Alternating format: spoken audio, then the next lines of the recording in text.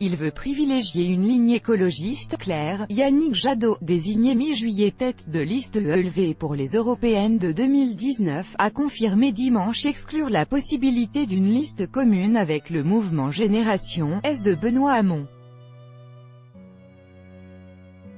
L'élection européenne est le seul scrutin où les électeurs votent par conviction.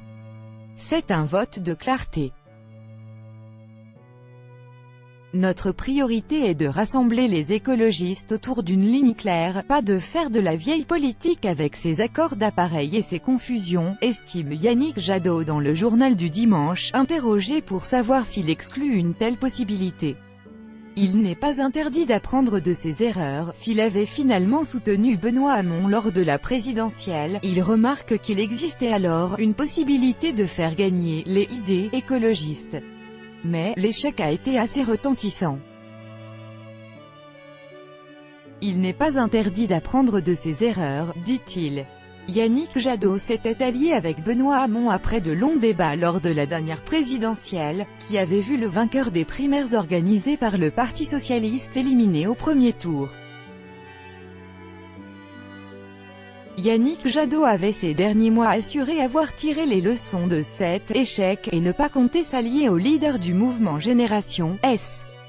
Quelques jours avant la désignation mi-juillet de Yannick Jadot pour conduire la liste ELV aux européennes, Benoît Hamon assurait néanmoins encore que le fil n'était pas coupé, et plaidait pour une liste commune.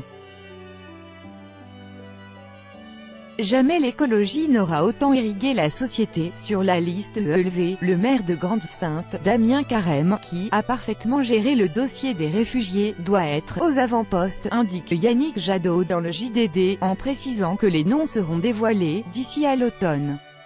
Il confirme en outre son objectif d'obtenir 15% des voix lors du scrutin européen, jugeant que « jamais l'écologie n'aura autant irrigué la société, les entreprises, les initiatives citoyennes, les écologistes doivent se retrouver à Strasbourg du 23 au 25 août, pour des journées d'été européennes ».